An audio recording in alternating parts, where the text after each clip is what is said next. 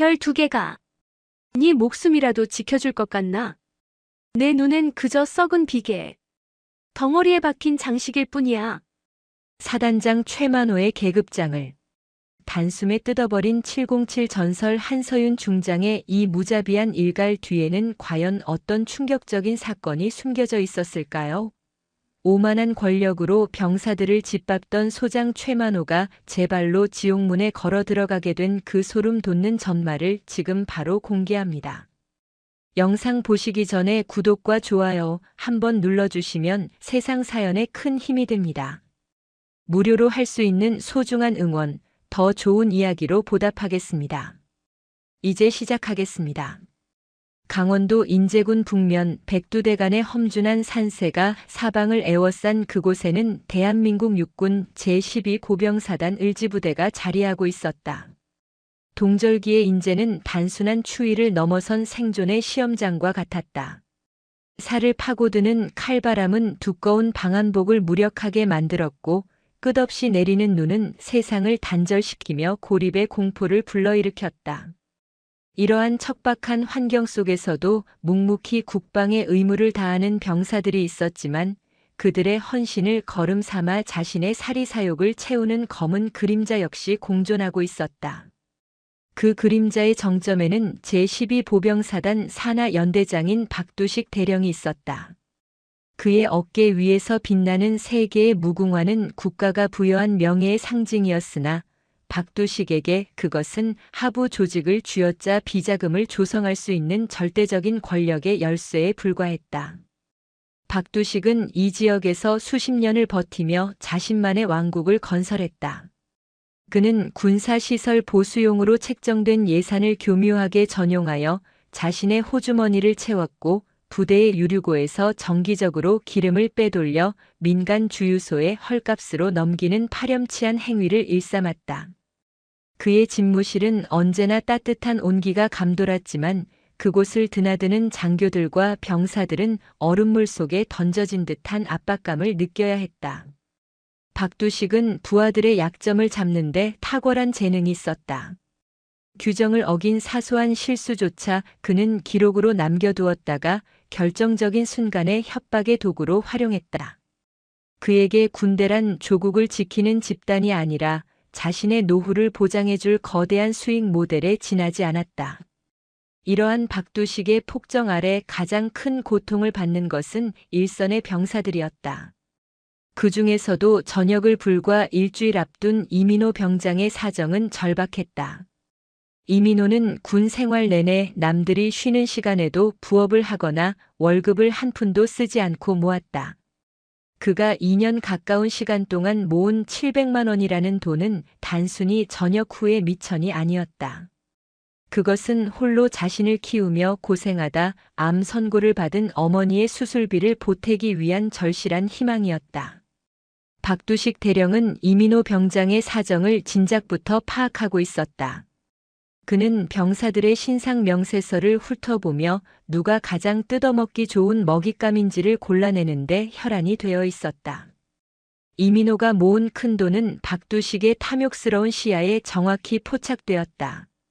박두식은 이민호의 전역 날짜가 다가오자 본격적으로 움직이기 시작했다. 그는 이민호를 연대장실로 호출했다.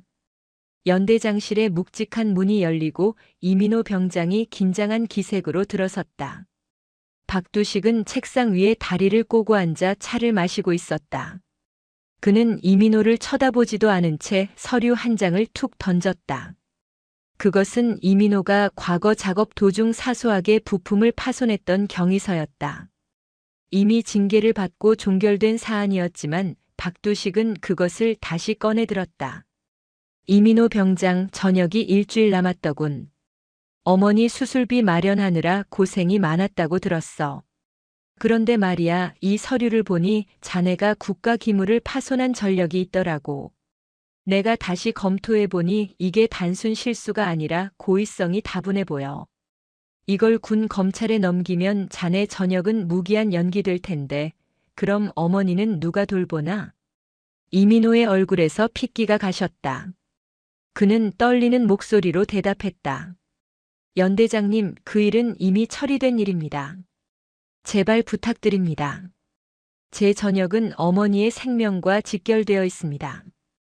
박두식은 비릿한 미소를 지으며 이민호에게 다가갔다. 그는 이민호의 어깨를 툭툭 치며 나직하게 속삭였다.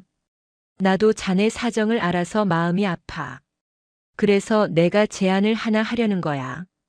자네가 모은 그 돈 사실 국가 기물을 파손한 배상금으로 처리하면 내가 이 서류를 깨끗하게 태워줄 수 있어.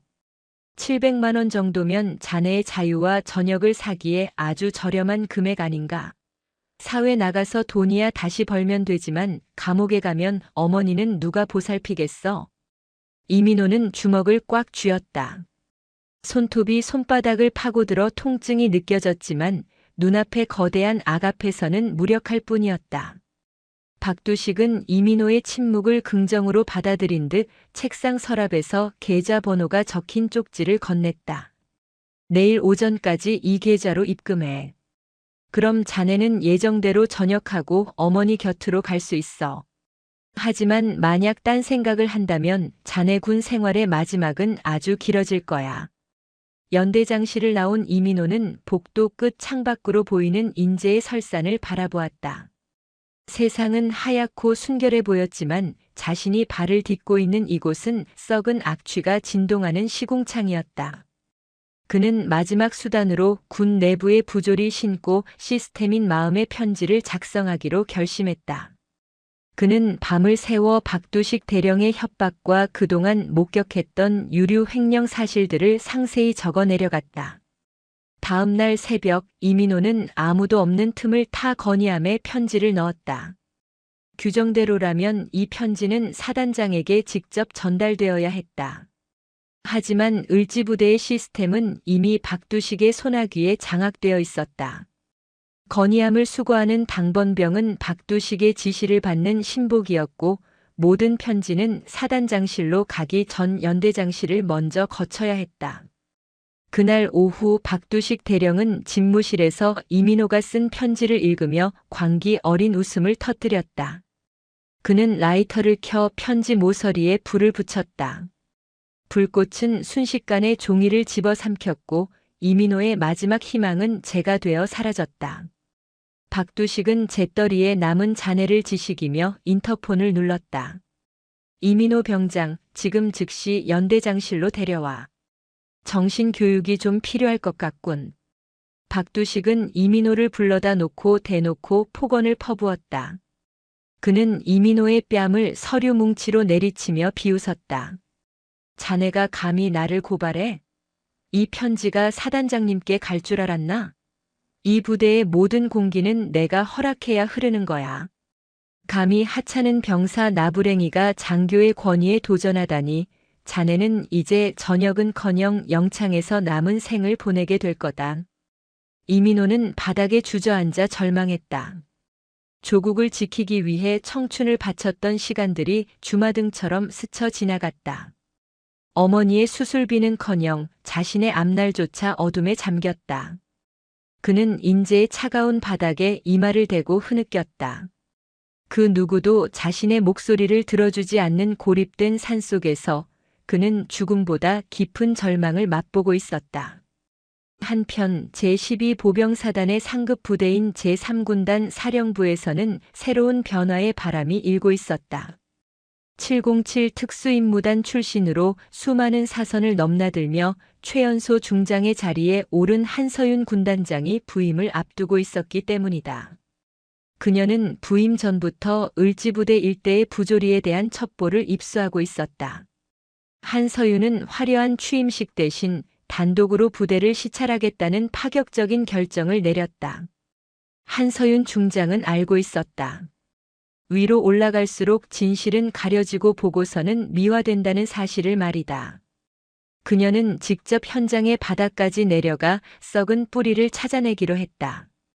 그녀가 탄 검은색 세단이 인제의 구불구불한 산길을 따라 을지부대를 향해 달리기 시작했을 때 박두식 대령은 여전히 자신의 승리를 자신하며 병사들의 고열을 짜낼 계획에 몰두하고 있었다.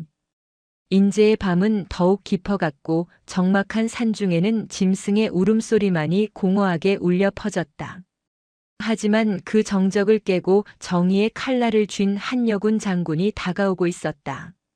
한서윤 중장의 차가운 눈빛은 어둠 속에서도 길을 잃지 않았고 그녀의 어깨에서 빛나는 세 개의 별은 부패한 자들의 심장을 꿰뚫을 준비를 마친 상태였다. 박두식 대령과 최만호 소장, 그리고 그들이 구축한 견고한 비리 카르텔은 자신들이 맞이할 최후를 전혀 짐작하지 못했다.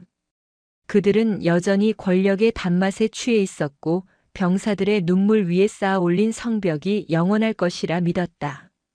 그러나 707의 전설이라 불리는 한서윤은 함정을 파는 여우보다 빠르고 먹잇감을 노리는 매보다 날카로웠다. 제2보병사단 노도부대와 제12보병사단 을지부대가 인접한 강원도 인제군 북면의 산악지대는 겨울이면 살아있는 모든 것들의 숨통을 조여오는 혹독한 환경으로 변모한다. 살을 파고드는 칼바람은 산맥의 능선을 타고 내려와 부대 울타리를 흔들고 칠흑 같은 어둠은 군의 질서와 원칙마저 집어삼킬 듯 무겁게 내려앉았다. 그 어둠을 뚫고 한 대의 검은색 SUV 차량이 눈 덮인 도로를 미끄러지듯 달리고 있었다. 운전대를 잡은 이는 대한민국 육군 제3군단장으로 갓 부임한 한서윤 중장이었다. 그녀의 어깨 위에서 빛나는 세 개의 별은 가로등 불빛조차 닿지 않는 차 안에서도 서늘한 권위를 뿜어내고 있었다. 육군 사관학교를 졸업하고 707 특수임무단에서 잔뼈가 굵은 그녀는 대한민국군 역사상 최연소 중장이라는 타이틀을 거머쥐었으나 그 화려한 이면에는 수많은 사선을 넘나들며 다져진 냉철한 판단력과 불의를 참지 못하는 강직함이 자리하고 있었다. 한서윤 중장은 전방부대의 고질적인 부조리와 비리에 대한 첩보를 입수하고 공식적인 취임식도 거른 채 홀로 잠행에 나섰다. 그녀가 목표로 삼은 곳은 제12보병사단 산하의 연대장 박두식 대령이 통치하는 연대 본부였다. 박두식 대령은 인제 지역에서 오랫동안 근무하며 자신의 위치를 공고히 다져온 인물로 상급자인 사단장 최만호 소장과 결탁하여 군용 물자를 빼돌리고 사병들의 인권을 짓밟는 등 온갖 악행을 일삼고 있었다. 한서윤은 차를 부대 인근의 외진 숲속에 세워두고 전투복 상의를 단정히 고쳐 입었다. 707 특임대 시절 몸에 익힌 은밀 침투 기술은 장군이 된 지금도 녹슬지 않았다. 그녀는 야간 투시경을 점검하며 부대의 철책 너머를 응시했다. 부대 위병소는 느슨한 경계 태세를 보이고 있었다. 초소병들은 추위에 몸을 웅크린 채 졸음과 사투를 벌이고 있었고 간부들의 순찰 흔적은 어디에도 보이지 않았다. 한서윤 중장은 위병소를 통과하는 대신 부대 측면의 감시 사각지대를 이용해 내부로 진입했다. 눈 위에 발자국이 남지 않도록 신중하게 발걸음을 옮기며 그녀는 연대 본부 건물을 향해 다가갔다. 건물의 불빛은 드문드문 켜져 있었으나 연대장실이 위치한 2층 창문에서는 유독 밝은 빛이 새어나오고 있었다. 한서윤은 숨을 죽이고 건물 벽을 타고 이동했다. 그녀의 머릿속에는 오직 하나, 부하의 어머니 수술비를 갈취하고 군의 기강을 무너뜨린 박두식 대령에 대한 응징뿐이었다. 연대 본부 내부로 잠입한 그녀는 복도의 그림자를 이용해 연대장실 문 근처까지 도달했다. 문 너머에서는 껄껄거리는 박두식 대령의 목소리와 함께 술잔이 부딪히는 소리가 들려왔다. 이봐, 황 사장. 이번에 유류고에서 빼낸 경유값이 꽤 짭짤하더군. 사단장님께도 보고를 드렸으니 뒤처리는 확실하게 해두라고. 그 이민호 병장놈이 모은 적금도 곧 내 수중에 들어올 테니 우리 사업은 더 번창할 거야. 박두식 대령의 목소리에는 일말의 가책도 느껴지지 않았다. 그와 함께 술을 마시는 이는 인근 지역에서 고물상과 주유소를 운영하며 군납 비리에 가담하고 있는 민간인 업자였다. 한서윤 중장은 문고리를 잡은 손에 힘을 주었으나 지금 당장 문을 열고 들어가기보다는 더 확실한 증거를 포착하기 위해 감정을 억눌렀다. 그녀는 소형 녹음기를 꺼내 그들의 대화를 기록하기 시작했다. 박두식은 이어 사단장인 최만호 소장과의 관계를 과시하며 자신들이 구축한 비리 카르텔이 얼마나 견고한지를 떠들어댔다. 별 2계단 최 소장님이 내 뒤를 봐주고 있는데 누가 감히 나를 건드리겠어? 이번에 새로 온다는 군단장인지 뭔지 하는 여자도 얼굴마담일 뿐이야. 707 출신이라고 떠들어봤자 군단 행정이 어디 특수부대 작전인 줄 아나 보지. 오자마자 회식비나 좀 챙겨주면 알아서 기게 되어 있어. 박두식의 오만한 발언에 한서윤 중장의 눈빛이 더욱 차갑게 가라앉았다. 그녀는 복도 끝에서 들려오는 발소리를 감지하고 재빨리 옆방인 비어있는 회의실로 몸을 숨겼다. 발소리의 주인공은 박두식 대령의 비서실에서 근무하는 하사였다. 그는 박두식의 술시중을 들기 위해 안주를 챙겨 연대장실로 들어갔다. 한서윤은 회의실 어둠 속에서 잠시 숨을 고르며 부대의 전반적인 분위기를 살폈다. 복도를 지나는 병사들의 얼굴은 하나같이 생기를 잃고 피로에 찌들어 있었다. 장교들은 병사들을 소모품처럼 부리며 자신들의 안위만을 걱정하고 있었다. 한서윤은 이것이 단순히 개인의 일탈이 아닌 조직 전체가 병들어 있다는 증거임을 직감했다.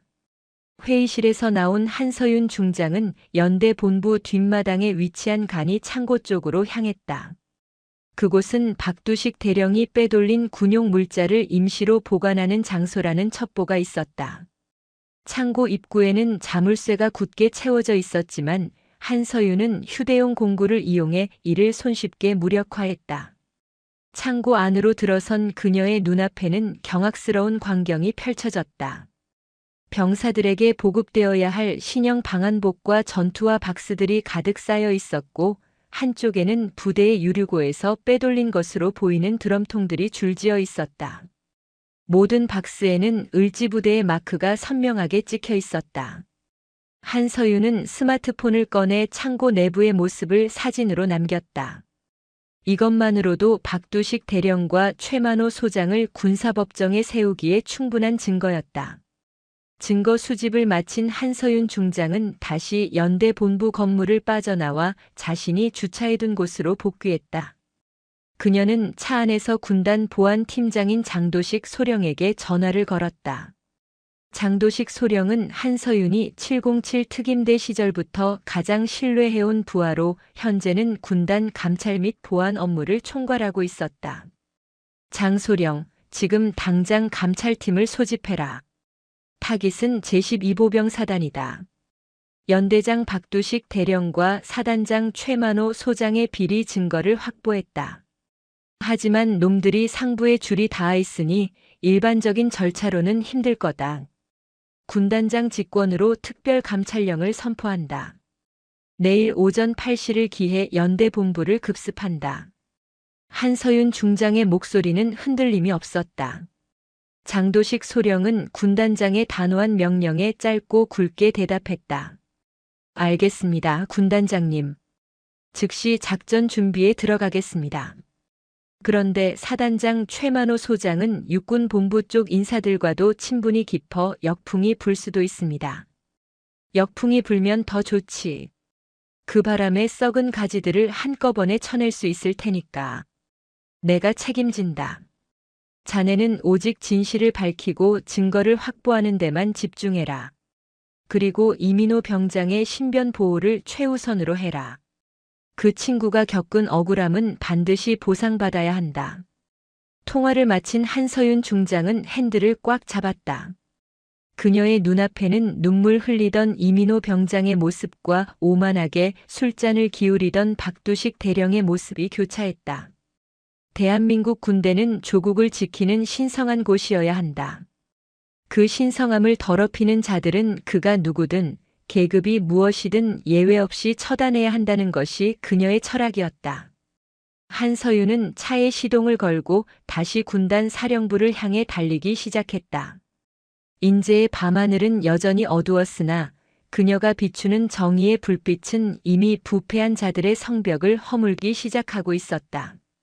다음 날 새벽 한서윤 중장은 군단 사령부 연병장에서 장도식 소령과 감찰팀원들을 마주했다. 그들은 모두 전투복 차림에 무장까지 갖춘 상태였다. 일반적인 감찰이 아닌 범죄 조직을 소탕하는 작전과도 같은 분위기였다. 한서윤은 대열 앞에 서서 팀원들을 일일이 응시했다. 오늘 우리는 우리 군 내부의 적을 소탕하러 간다. 놈들은 계급장 뒤에 숨어 부하들의 고혈을 빨고 국가의 재산을 횡령했다. 이것은 단순히 비리를 잡는 것이 아니라 군의 명예를 회복하는 성전이다. 나의 명령 없이는 그 누구도 대열을 이탈하지 마라. 모든 책임은 나 군단장 한서윤이 진다. 출발해라. 감찰팀 차량 행렬은 인제 산길을 따라 제12보병사단 연대 본부로 향했다. 그 시각 박두식 대령은 숙취에서 깨어나 집무실에서 이민호 병장의 적금 통장을 어떻게 빼앗을지 궁리하고 있었다. 그는 창밖으로 보이는 안개 낀 연병장을 바라보며 여느 때와 다름없는 평온한 아침이라고 생각했다. 하지만 부대 정문을 통과해 무서운 속도로 달려오는 군단 사령부의 차량들을 발견한 순간 그의 표정은 경악으로 물들기 시작했다. 한서윤 중장은 차량이 연대 본부 현관 앞에 멈추기도 전에 문을 열고 내렸다. 그녀의 가슴에는 중장을 상징하는 세 개의 별이 아침 햇살을 받아 눈부시게 빛나고 있었다. 부대 장병들은 갑작스러운 군단장의 등장에 당황하여 거수 경례조차 제대로 하지 못한 채 얼어붙었다. 한서윤은 그들을 지나쳐 곧장 2층 연대장실로 성큼성큼 걸어 올라갔다. 복도에는 감찰팀원들이 배치되어 모든 사무실의 출입을 통제하기 시작했다. 박두식 대령은 허겁지겁 군복 상의를 걸치고 연대장실 문을 열고 나왔다. 그는 눈앞에 서 있는 한서윤 중장을 보고 믿을 수 없다는 듯 입을 벌렸다. 군단장님? 여긴 어찌 예고도 없이. 한서윤 중장은 대답 대신 박두식 대령의 가슴팍에 자신이 어젯밤 수집한 증거 사진들과 녹음기를 던졌다. 사진들이 복도 바닥에 흩뿌려졌고 녹음기에서는 박두식의 오만한 목소리가 흘러나왔다. 박두식 대령, 자네의 왕국은 여기까지다. 군용 물자 횡령, 부하 협박 및 갈취, 그리고 상관 모독 혐의로 이 시간부로 직위를 해제한다. 장소령, 이자를 긴급 체포해라. 한서윤의 서슬 퍼런 명령에 박두식 대령은 무릎을 꿇으며 변명을 늘어놓으려 했다. 하지만 장도식 소령을 비롯한 감찰팀원들은 자비 없이 그의 팔을 꺾어 수갑을 채웠다. 연대 본부 전체가 술렁이기 시작했다. 병사들은 창가로 몰려들어 평소 저승사자보다 무서웠던 연대장이 초라하게 끌려나가는 모습을 지켜보았다. 그들의 눈에는 통쾌함과 함께 사단 전체를 뒤덮고 있던 어둠이 걷히는 듯한 희망이 서리기 시작했다. 하지만 한서윤 중장은 알고 있었다. 이것은 시작일 뿐이라는 것을. 박두식 대령의 뒷배인 사단장 최만호 소장, 그리고 그 너머에 숨어있는 더 큰 세력들과의 전쟁이 이제 막막을 올렸음을 말이다. 그녀는 박두식이 끌려나간 연대장실 책상 앞에 섰다. 책상 위에는 여전히 이민호 병장의 신상 명세서가 놓여 있었다. 한서윤은 그 서류를 조용히 챙겨 품에 넣었다. 그녀의 시선은 창밖 멀리 사단 사령부가 위치한 방향을 향했다. 최만호 소장, 이제 당신 차례다. 한서윤 중장의 나직한 읍조림은 차가운 겨울 공기를 타고 연대 본부 전체로 퍼져나갔다. 707의 전설이라 불리는 그녀의 반격은 이제 누구도 막을 수 없는 폭풍이 되어 부패한 권력의 심장부를 향해 몰아치고 있었다. 병사들은 자신들을 지켜줄 진짜 지휘관의 등장을 목격하며 숨죽여 다음 전개를 기다리고 있었다. 인제의 설사는 이 거대한 정의의 행진을 묵묵히 지켜보고 있었고 대한민국 군의 뒤틀린 역사가 바로잡히는 순간을 기록하고 있었다. 장도식 소령은 현장의 장비와 서류들을 압수하며 한서윤 중장에게 다가갔다. 그의 손에는 박두식 대령이 숨겨두었던 비밀 금고에서 나온 참명 계좌 통장들과 상납 리스트가 들려 있었다. 군단장님, 리스트를 확인했습니다. 최만호 소장뿐만 아니라 육군본부 군수 라인의 몇몇 장성들 이름도 보입니다. 판이 생각보다 훨씬 큽니다. 한서윤 중장은 리스트를 훑어보고는 싸늘하게 미소 지었다. 상관없다. 별이 몇 개든 뿌리가 얼마나 깊든 상관없이 전부 도려낸다. 이것이 내가 이 자리에 있는 이유다. 장소령, 지금 즉시 사단 사령부로 이동한다. 최만호 소장을 직접 대면하겠다. 한서윤 중장의 결연한 의지에 감찰팀원들은 다시 일사불란하게 움직였다. 연대 본부를 뒤흔든 폭풍은 이제 사단 사령부를 향해 진격하기 시작했다. 억울함에 가슴을 치던 병사들의 기도가 마침내 응답을 받은 순간이었으며 인재의 검은 그림자가 정의의 빛 앞에 비명을 지르기 시작한 역사적인 아침이었다. 그녀의 발걸음은 거침이 없었고 그 뒤를 따르는 장병들의 눈빛은 전설적인 사령관에 대한 존경과 신뢰로 가득 차 있었다. 제12보병사단 을지부대의 사단장 집무실은 겉으로 보기에는 엄숙하고 절제된 군인의 공간이었으나 그 이면에는 썩은 악취가 진동하는 탐욕의 소굴이었다. 사단장 최만호 소장은 자신의 어깨 위에서 빛나는 두 개의 별이 영원한 권력을 보장해 줄 것이라 믿어 의심치 않았다. 그는 박두식 대령이 연대 본부에서 군단 감찰팀에게 체포되었다는 급보를 접하고도 처음에는 코웃음을 쳤다. 자신들이 쌓아 올린 견고한 인맥과 육군 본부 군수 라인에 든든한 뒷배가 있는 한 갓 부임한 새파란 여군 군단장 하나가 어쩌지 못할 것이라 확신했기 때문이었다. 하지만 박두식이 끌려나가는 영상과 압수된 장부의 내용이 심상치 않다는 소식이 전해지자 최만호의 여유는 순식간에 차가운 공포로 변했다. 그는 집무실에 비치된 값비싼 위스키를 병째로 들이키며 흔들리는 눈동자를 감추려 애썼다. 최만호 소장은 단순히 부패한 군인이 아니었다. 그는 군내 사조직인 청룡회의 핵심 멤버로서 수십 년간 행정의 허점을 파고들어 자신만의 성벽을 쌓아온 교활한 전략가였다. 그는 한서윤 중장이 707 특수임무단 출신답게 전공법으로 치고 들어오리라는 것을 알고 있었다. 그렇기에 그는 전면전 대신 치졸하고도 치명적인 역공을 준비하기 시작했다. 전공법으로 무너뜨릴 수 없는 상대라면 그녀의 도덕성과 명예를 난도질하여 스스로 무너지게 만드는 것이 그의 방식이었다. 최만호는 곧바로 자신의 신복인 정훈 참모와 인사 참모를 호출했다. 그들은 이미 최만호와 생사고락을 함께하며 온갖 비리를 공유해온 공범들이었다. 군단장이 707식 게릴라전을 펼치고 있군. 하지만 여기는 산속 작전지가 아니라 여론과 행정이 지배하는 정치판이라는 걸 가르쳐줘야겠어. 장 팀장, 자네가 관리하는 그 병사 있지? 관심병사로 분류되어 보호가 필요한 그 친구를 이번 작전의 주인공으로 세운다. 카메라 세팅은 완벽하게 해두었나? 최만호의 목소리는 낮고 음침했다. 그의 계획은 간단하면서도 악랄했다. 한서윤 중장이 사단 사령부를 방문했을 때 의도적으로 정신적 불안 증세를 보이는 병사를 그녀의 경로에 배치하여 충돌을 유도하는 것이었다.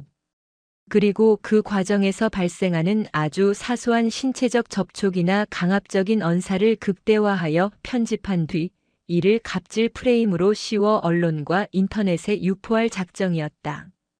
요즘 같은 시대의 군 고위 장성이 병사에게 폭언이나 폭행을 가했다는 의혹은 진실 여부와 상관없이 그 지휘관의 목을 날려버릴 수 있는 핵폭탄과 같았다.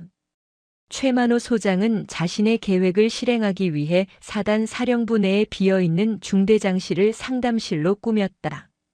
그리고 그곳에 평소 적응 장애를 앓고 있어 지휘관들의 골칫거리였던 이등병 하나를 앉혀두었다.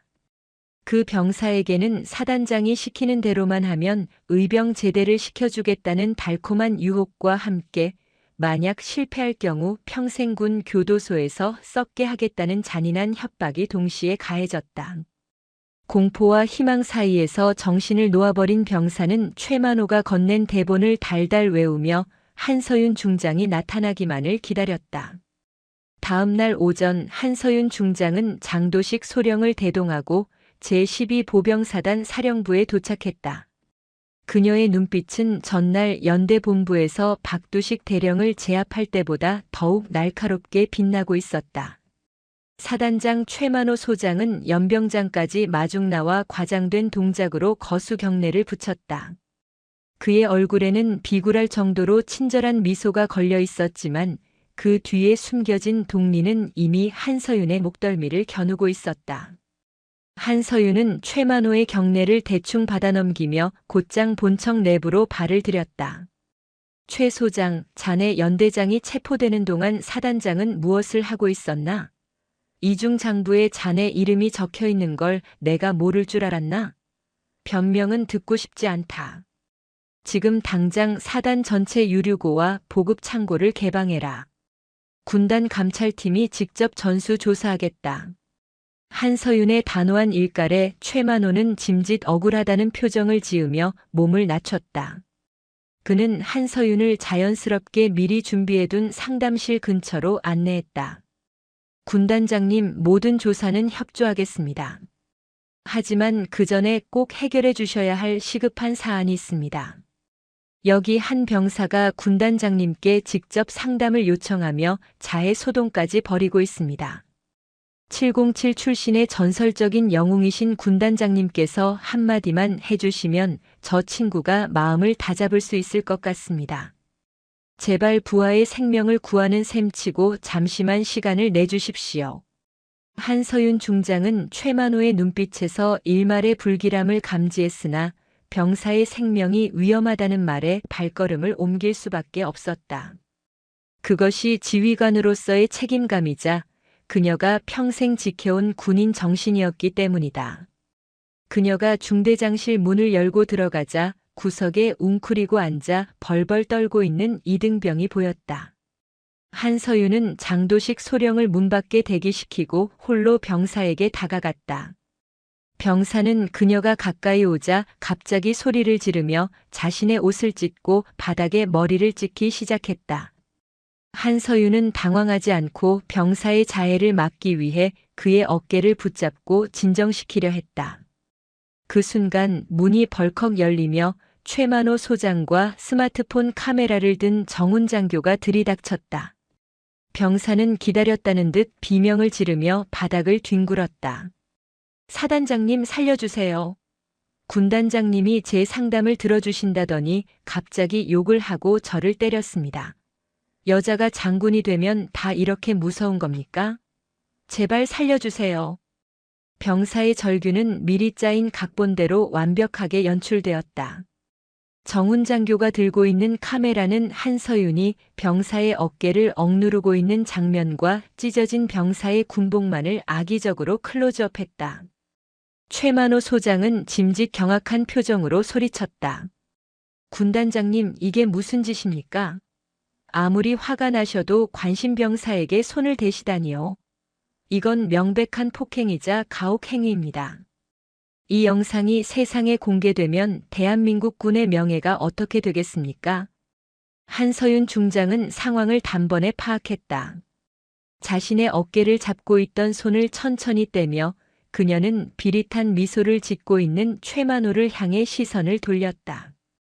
그녀의 눈빛은 당황하기는커녕 오히려 사냥감을 발견한 맹수처럼 서늘하게 가라앉아 있었다. 한서윤은 주머니에서 자신의 스마트폰을 꺼내 화면을 보여주었다. 그곳에는 이미 상담실에 들어오기 전부터 시작된 녹음기 기능이 활발하게 작동하고 있었다. 최 소장, 자네는 707 특임대원들이 작전지에 들어가기 전에 무엇을 가장 먼저 하는지 모르나 보군. 우리는 언제나 현장을 기록하고 증거를 남긴다.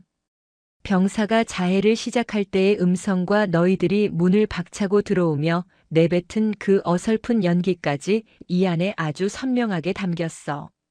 그리고 장소령, 들어와라. 문 밖에서 대기하던 장도식 소령이 들어오며 손목시계 형태의 초소형 카메라를 가리켰다. 그는 한서윤이 상담실에 들어가기 직전 복도에서 안을 들여다볼 수 있는 틈을 통해 이미 내부 상황을 고화질로 촬영하고 있었다. 병사가 스스로 옷을 찢는 장면부터 최만호의 지시에 따라 비명을 지르는 과정까지 모든 진실이 렌즈에 담겨 있었다. 최만호의 얼굴이 순식간에 흑빛으로 변했다. 에이, 이건 법적 증거 효력이 없을 겁니다. 불법 촬영 아닙니까? 최만호가 악을 쓰며 반격하려 했지만 한서윤 중장은 차갑게 대답했다. 불법인지 아닌지는 군 검찰이 판단하겠지. 하지만 확실한 건 자네가 방금 저지른 짓은 상관 모독이자 증거 조작, 그리고 무고죄에 해당한다는 거야. 별 2개가 아까워지는 순간이군. 최 소장, 자네가 보낸 그 조작된 영상, 지금 당장 유튜버들에게 보내려고 준비 중이었지? 그 버튼을 누르는 순간 자네는 군인이 아니라 추잡한 범죄자로 역사에 기록될 거다. 한서윤은 쓰러져 있는 병사에게 다가갔다. 공포에 질려 눈물을 흘리는 병사의 눈을 정면으로 응시하며 그녀는 나직하게 말했다. 너를 용서하는 건 아니다. 하지만 너를 협박한 저자들의 죄는 뼈저리게 느끼게 해주지. 사실대로 말해라. 누가 시켰나? 병사는 최만호 소장의 서슬 퍼런 눈치를 살피다가 결국 한서윤의 위험에 굴복하여 모든 사실을 털어놓았다. 사단장이 의병 제대를 시켜주겠다고 꼬드겼으며 녹취 대본까지 직접 짜주었다는 자백이 상담실 안에 울려 퍼졌다. 최만호 소장은 다리에 힘이 풀려 주저앉았다. 그는 자신이 파놓은 함정이 도리어 자신의 목을 조르는 밧줄이 되어 돌아왔음을 깨달았다. 한서윤 중장은 그런 최만호를 짐승을 보듯 내려다보며 장도식 소령에게 명령했다.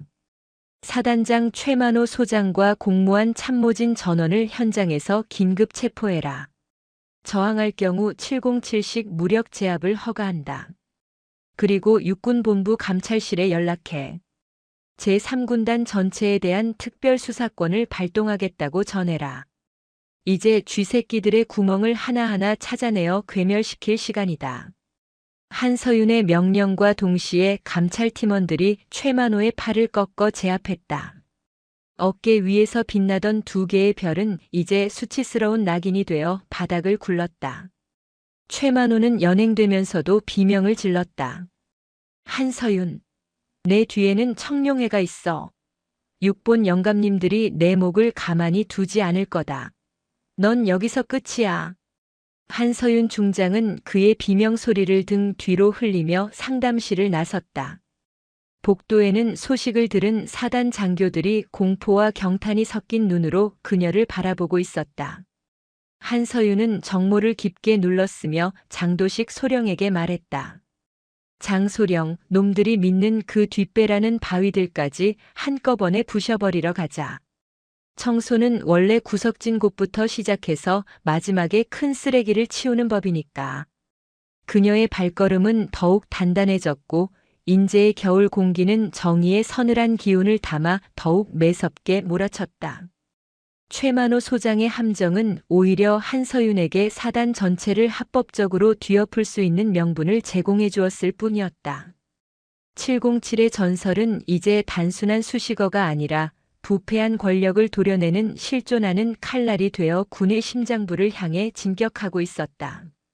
병사들은 사단장의 몰락을 지켜보며 진정한 지휘관이 무엇인지를 깨달았고 을지부대의 낡고 부패한 성벽은 그렇게 무너져 내리고 있었다. 한서윤 중장은 멈추지 않았다.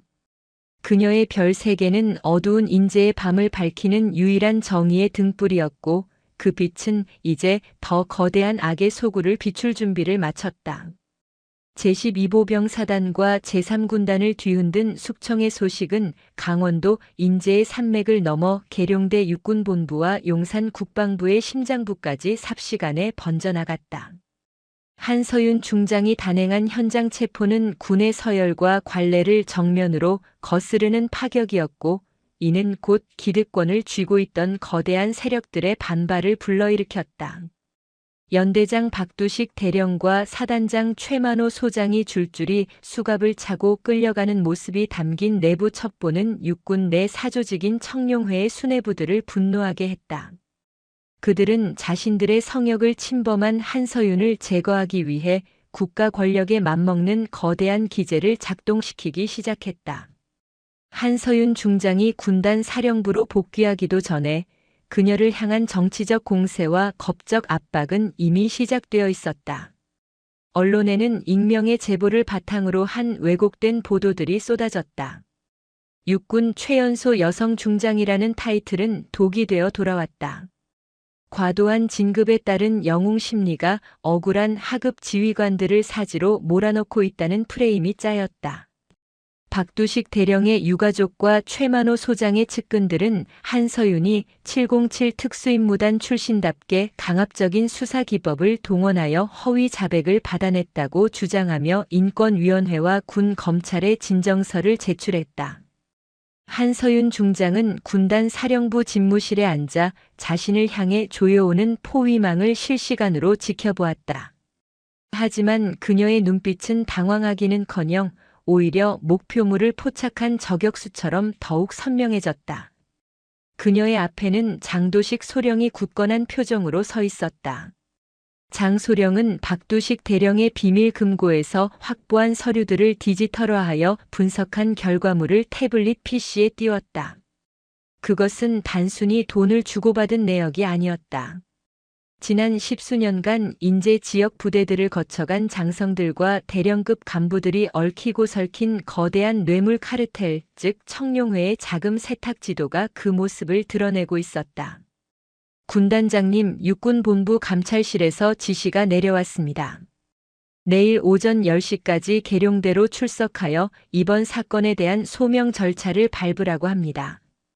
사실상 징계위원회의 전 단계이며 직무 정지 명령이 병행될 가능성이 큽니다. 놈들이 판을 아주 크게 짰습니다. 장도식 소령의 보고에도 한서윤 중장은 미동조차 하지 않았다. 그녀는 어깨 위에 달린 3개의 은색별을 만지작거리며 창밖에 눈 덮인 연병장을 응시했다. 놈들이 두려워하고 있다는 증거지. 장소령, 우리가 확보한 이 이중 장부에는 육군본부 핵심 보직자들의 이름이 가득해. 특히 이번 징계위원회를 주관할 위원장인 김철수 대장도 포함되어 있나? 네, 그렇습니다. 김 대장은 청룡회의 실질적인 수장으로 알려져 있습니다.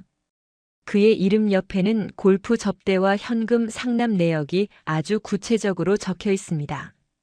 하지만 이것만으로는 부족합니다. 놈들은 이것이 조작된 문서라고 우길 것이 분명합니다. 디지털 원본, 즉 놈들이 자금을 세탁할 때 사용했던 서버의 로그 기록이 필요합니다. 한서윤 중장은 자리에서 일어나 전투복 상의를 고쳐 입었다. 그녀의 입가에 차가운 미소가 걸렸다. 그 서버가 어디에 있는지 우리는 이미 알고 있지. 인제군 남면 외곽에 있는 황 사장의 고물상 지하. 그곳이 놈들의 데이터 센터야. 박두식 대령이 술김에 떠들었던 그 장소 말이야. 장소령, 지금 당장 707 예비역 팀원들에게 연락해. 군단 보안팀의 공식적인 움직임은 놈들이 감시하고 있을 테니 우리는 민간 군사기업의 방식을 빌려 게릴라전을 수행한다. 오늘 밤 그 서버를 통째로 뜯어온다. 대한민국 육군 중장이 직접 현장 작전에 뛰어든다는 것은 상상조차 할 수 없는 일이었지만 한서윤에게는 그것이 가장 확실하고 빠른 방법이었다. 그녀는 자신의 지위와 계급을 내려놓고 다시 한번 특수전 요원의 심장으로 돌아갔다. 그날 밤 인제의 험준한 고갯길을 넘어 외진 고물상에 도착한 한서윤과 예비역 대원들은 유령처럼 현장에 침투했다. 그곳은 겉으로 보기엔 허름한 고물상이었지만 지하로 내려가자 최신식 보안 장비가 갖춰진 서버실이 나타났다. 한서윤은 직접 해킹 장비를 연결하여 데이터 추출을 지휘했다. 놈들이 증거를 인멸하기 위해 설치한 원격 삭제 장치를 무력화하는데 성공한 순간 수천억 원대에 달하는 군납 비리와 자금 세탁의 실체가 그녀의 손안에 담겼다. 다음 날 오전 10시 충남 계룡대 육군본부 대회의실. 무거운 정적이 흐르는 가운데 한서윤 중장이 당당한 걸음으로 들어섰다. 회의실 정면에는 4개의 별을 단 육군 참모차장 김철수 대장이 좌정하고 있었고 그 옆으로는 3개의 별을 단 중장들이 위원 자격으로 배석해 있었다. 그들은 한결같이 서슬 퍼런 눈빛으로 한서윤을 압박했다. 한서윤 중장, 귀관은 제12보병사단 사단장과 연대장을 적법한 절차 없이 체포하고 군의 위계 질서를 문란하게 했다는 혐의를 받고 있다.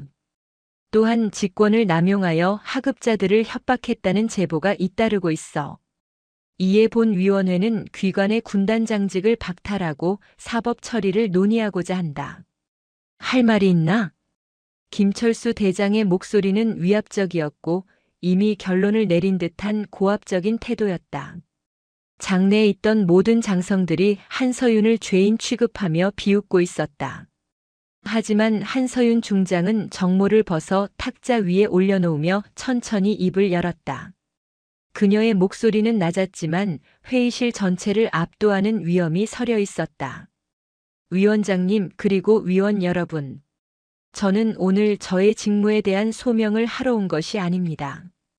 대한민국 육군의 암적인 존재들, 즉 청룡회라는 이름 뒤에 숨어 국가의 안보를 팔아먹은 범죄자들을 고발하러 왔습니다. 자네들이 말하는 그 적법한 절차라는 것이 비리를 덮고 입을 맞추기 위한 시간을 버는 행위라면 저는 거부합니다. 회의실이 술렁이기 시작했다. 김철수 대장이 안면 근육을 파르르 떨며 소리쳤다. 어디서 감히 망발인가? 증거도 없이 상관들을 모독하다니. 지금 즉시 헌병을 불러 이자를 연행하라. 증거를 찾으십니까? 한서윤 중장이 손짓하자 회의실 벽면에 대형 스크린이 켜졌다. 화면에는 어젯밤 확보한 디지털 장부와 로그 기록이 쏟아져 내렸다. 그곳에는 징계위원석에 앉아있는 장성들의 실명과 계좌번호, 그리고 그들이 받은 뇌물의 액수가 선명하게 박혀 있었다. 특히 김철수 대장의 이름 옆에는 인제군 유류고 횡령 수익금의 30%가 정기적으로 상납된 기록이 붉은색으로 강조되어 있었다. 이것은 인제군 남면 지하 서버에서 추출한 원본 데이터입니다. 삭제된 기록까지 모두 복구했습니다. 위원장님, 이 계좌들이 본인의 것이 아니라고 부정하시겠습니까? 아니면 여기 배석한 위원들께서 각자 받은 돈의 출처를 이 자리에서 밝혀보시겠습니까? 순식간에 공수가 교대되었다. 조금 전까지 당당하게 호령하던 장성들의 얼굴이 백지장처럼 하얗게 질렸다. 김철수 대장은 입을 뻐끔거리며 아무런 말도 하지 못했고 옆에 있던 중장들은 시선을 피하기에 급급했다. 한서윤 중장은 한 걸음 더 다가갔다. 당신들이 병사들에게는 애국과 헌신을 강요하면서 뒤에서는 그들의 목숨값인 유류비와 급식비를 가로챘을 때 이미 당신들의 별은 그 빛을 잃었습니다. 저는 오늘 이 자리에 군단장 자격이 아니라 대한민국 군대의 명예를 지키고자 하는 한 명의 요원으로서 섰습니다. 국방부 검찰단과 중앙수사단이 이미 이 건물의 출입구를 봉쇄했습니다. 자수하여 광명을 찾으라는 말은 하지 않겠습니다. 당신들은 그럴 자격조차 없으니까요. 회의실 문이 벌컥 열리며 무장한 헌병들과 국방부 수사관들이 들이닥쳤다. 한서윤 중장이 부임 전부터 긴밀하게 소통해왔던 강직한 검찰관들이었다. 김철수 대장을 비롯한 청룡회의 수뇌부들은 현장에서 긴급 체포되었다. 그들의 손목에 수갑이 채워질 때마다 굳게 닫혀있던 군의 부패한 성벽이 무너져 내리는 소리가 들리는 듯 했다. 한서윤 중장은 연행되는 그들을 차가운 시선으로 지켜보며 탁자 위에 놓아두었던 정모를 다시 썼다. 세 개의 별은 그 어느 때보다 찬란하게 빛나고 있었다. 장도식 소령이 다가와 경례를 붙였다. 군단장님, 육군본부의 청소는 끝났습니다. 이제 을지부대로 돌아가 마무리를 지을 시간입니다. 그래, 돌아가자. 우리 병사들이 기다리고 있다. 한서윤 중장은 승리의 도취감에 젖지 않았다. 그녀는 알고 있었다. 이 부패의 뿌리는 예상보다 깊고 이제 겨우 기둥 하나를 베어냈을 뿐이라는 사실을 말이다. 하지만 그녀는 두렵지 않았다. 자신의 등 뒤에는 진실을 갈망하는 수만 명의 장병이 있고 그녀의 손에는 정이라는 날카로운 칼날이 쥐어 있기 때문이었다. 그녀가 계룡대 본청 건물을 나설 때 소식을 전해 들은 젊은 장교들과 병사들이 복도 양옆으로 길을 터주며 경의를 표했다. 그것은 계급에 대한 예우가 아니라 진정한 지도자에 대한 존경의 표시였다. 한서윤 중장의 검은색 세단이 다시 강원도 인제의 산맥을 향해 달리기 시작했다. 그녀의 행보는 이제 단순한 수사를 넘어선 거대한 개혁의 파도가 되어 대한민국 군 전체를 뒤흔들고 있었다. 강원도 인제군의 험준한 산령을 타고 흐르는 바람은 여전히 차가웠으나 그 속의 서린 기운은 이전과 확연히 달랐다.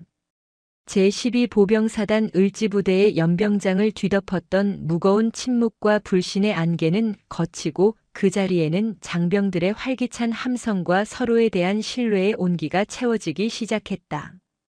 육군본부를 뒤흔든 대규모 숙청 작업이 일단락된 후 한서윤 중장은 다시 인제의 제3군단 사령부로 복귀했다. 그녀의 어깨 위에서 빛나는 세 개의 은색별은 이제 단순한 계급의 상징을 넘어 이 땅의 모든 병사에게 정의가 살아있음을 증명하는 등불과도 같았다.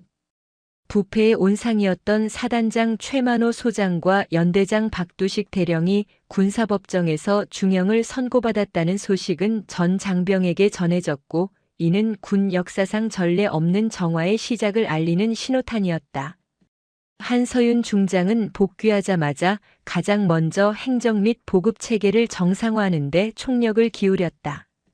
박두식 대령이 빼돌렸던 유류와 부식비는 즉시 장병들의 처우 개선을 위해 재배정되었다.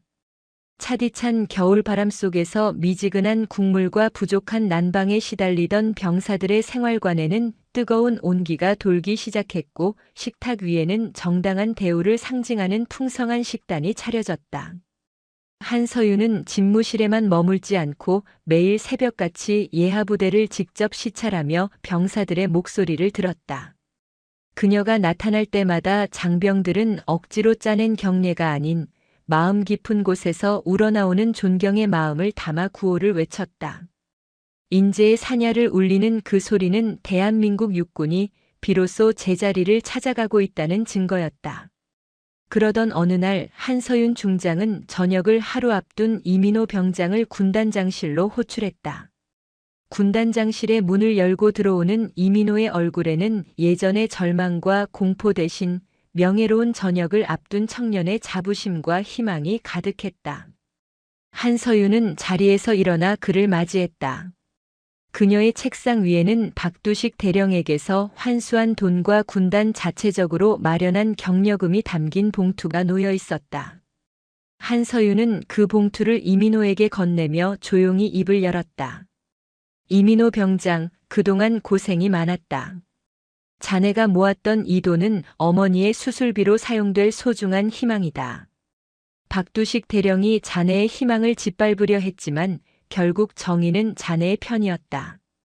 이 안에는 자네가 성실히 모은 돈뿐만 아니라 자네의 용기에 대한 군단 전체의 감사의 마음이 담겨 있다. 사회에 나가서도 자네가 보여준 그 강인한 의지로 어머니를 잘 보살펴 드리길 바란다. 이민호 병장은 봉투를 건네받는 손을 미세하게 떨며 고개를 숙였다. 그의 눈가에는 참아왔던 뜨거운 눈물이 고였다. 박두식 대령의 협박 아래 홀로 흐느끼던 밤들을 지나 국가가 자신의 고통을 알아주고 명예를 지켜주었다는 사실에 가슴이 벅차올랐다. 이민호는 주먹을 꽉 쥐고 한서윤 중장을 향해 생애 가장 절도 있는 경례를 붙였다. 군단장님 정말 감사합니다. 제 청춘을 바친 이 군 생활이 헛되지 않았음을 깨닫게 해주셨습니다. 사회에 나가서도 군단장님께서 보여주신 그 정의로운 모습을 잊지 않고 저 또한 남을 돕고 올바르게 사는 사람이 되겠습니다. 정말 감사합니다. 이민호의 외침은 군단장실 벽을 타고 묵직하게 울려 퍼졌다. 한서윤은 그의 경례를 정중히 받아주며 옅은 미소를 지었다. 그녀에게 이 순간은 수백 명의 장성을 숙청하는 것보다 훨씬 더 큰 가치가 있는 승리였다. 한 명의 병사가 억울함 없이 군문을 나서는 것, 그것이야말로 진정한 지휘관의 소명이자 승리임을 그녀는 잘 알고 있었다.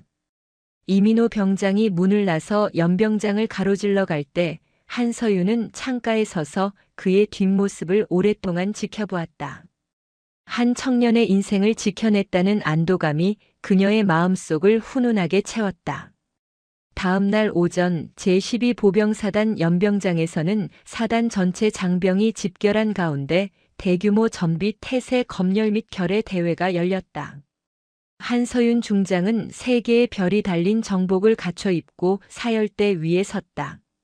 그녀의 곁에는 이번 수사에 혁혁한 공을 세운 장도식 소령이 굳건히 자리를 지키고 있었다. 연병장에 도열한 수천 명의 장병은 한서윤의 등장에 열렬한 환호를 보냈다. 그녀는 마이크 앞에 서서 사열대를 가득 메운 장병들을 하나하나 응시했다. 인재의 칼바람 속에서도 미동 없이 서 있는 그들의 눈빛에는 이전에는 볼 수 없었던 강렬한 전우애와 자부심이 서려 있었다. 제3군단 그리고 을지부대 장병 여러분, 우리는 지난 시간 동안 우리 내부를 갉아먹던 부패와 싸웠습니다.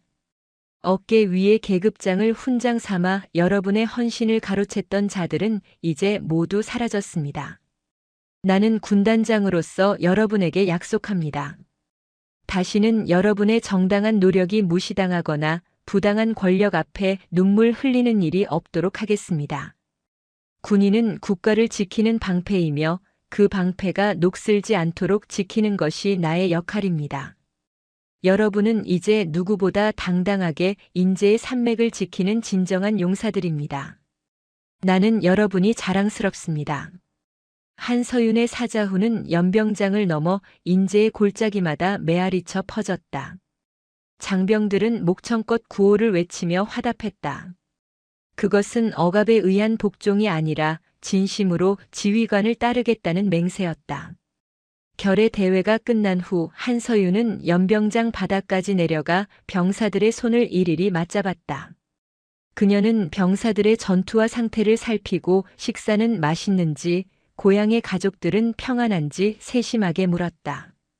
그 모습은 영웅적인 장군이라기보다는 자식 같은 병사들을 걱정하는 든든한 보호자에 가까웠다. 병사들은 자신들의 눈높이에서 이야기하는 군단장을 보며 진정한 군대의 의미를 다시금 새겼다. 이후 제12보병사단은 대한민국에서 가장 군기가 엄정하면서도 병사들의 만족도가 높은 부대로 탈바꿈했다. 부패한 간부들이 사라진 자리에는 한서윤 중장의 철학을 따르는 강직한 지휘관들이 임명되었다. 유류고와 보급 창고는 더 이상 누군가의 비자금 창고가 아니었으며 병사들에게 지급되는 모든 물품은 최상의 상태로 전달되었다. 인제의 주민들 또한 군에 대한 신뢰를 회복했다. 군단장이 직접 지역 상권을 챙기며 군과 민이 상생하는 방안을 마련하자 지역 경제에도 활기가 돌았다. 인제군은 이제 군부대와 지역사회가 하나로 뭉친 모범적인 지역으로 거듭났다. 시간이 흘러 계절은 다시 바뀌고 인제의 사냐에도 푸릇푸릇한 봄 기운이 돋아나기 시작했다. 한서윤 중장은 군단 사령부 근처의 한적한 능선에 올라 멀리 보이는 철책선을 바라보았다. 그녀의 곁에는 이제 중령으로 진급한 장도식 중령이 함께 서 있었다. 장중령은 한서윤에게 보고서를 건네며 조용히 말했다. 군단장님, 이번 국방부 검토 결과 우리 군단이 전군에서 사고 발생률 최저, 전투력 측정 최고 점수를 기록했습니다. 그리고 이민호 군에게서 편지가 왔습니다. 어머니 수술은 성공적으로 끝났고 본인도 대학 복학 후 장학생으로 선발되었다고 합니다. 군단장님께 받은 은혜를 잊지 않고 열심히 살고 있다는 소식입니다. 한서윤은 편지 내용을 전해 듣고 잔잔한 미소를 지었다. 그녀는 멀리 지평선을 바라보며 대답했다. 다행이군. 우리가 흘린 땀과 눈물이 한 청년의 인생을 바꿨다면 그것으로 충분해. 장중령, 하지만 우리는 여기서 멈춰서는 안 된다. 부패는 잡초와 같아서 조금이라도 방심하면 다시 자라나기 마련이지.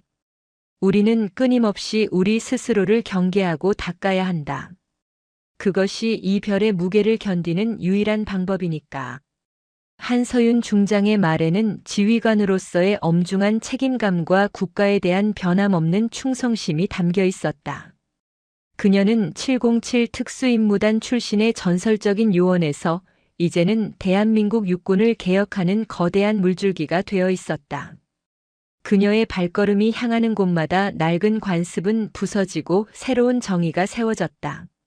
사람들은 그녀를 가리켜 인재의 수호자라 불렀고 병사들은 그녀를 자신들의 영원한 사령관으로 기억했다. 어느덧 해가 뉘엿뉘엿 지고 인재의 산등성이가 붉게 물들기 시작했다.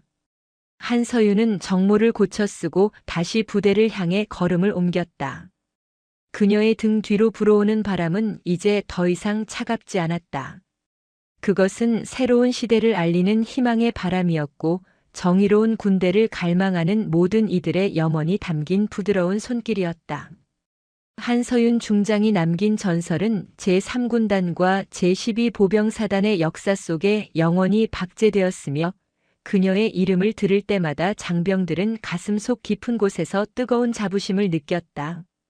인재의 검은 그림자는 이제 완전히 사라졌다. 그 자리에는 한서윤이라는 이름의 찬란한 별빛이 내려앉아 길을 잃은 이들에게 방향을 제시하고 있었다. 대한민국 군대의 명예를 회복하고 병사들의 눈물을 닦아준 그녀의 이야기는 세월이 흘러도 변치 않는 전설로 전해질 것이었다. 한서윤은 오늘도 묵묵히 자신의 자리를 지키며 조국의 안녕과 부하들의 행복을 위해 기도했다. 그녀가 내딛는 한 걸음 한 걸음은 대한민국 육군이 나아가야 할 올바른 이정표가 되었고 인재의 험준한 산맥은 그 위대한 행진을 묵묵히 축복하고 있었다. 정의는 결코 잠들지 않으며 진정한 지휘관은 부하의 마음속에서 영원히 산다는 진리를 한서윤 중장은 온몸으로 증명해 보였다. 오늘 이야기는 여기까지입니다. 인재의 혹독한 추위가 결국 봄볕에 녹아내리듯 우리 삶의 시련도 진실과 용기 앞에서는 길을 터주기 마련입니다.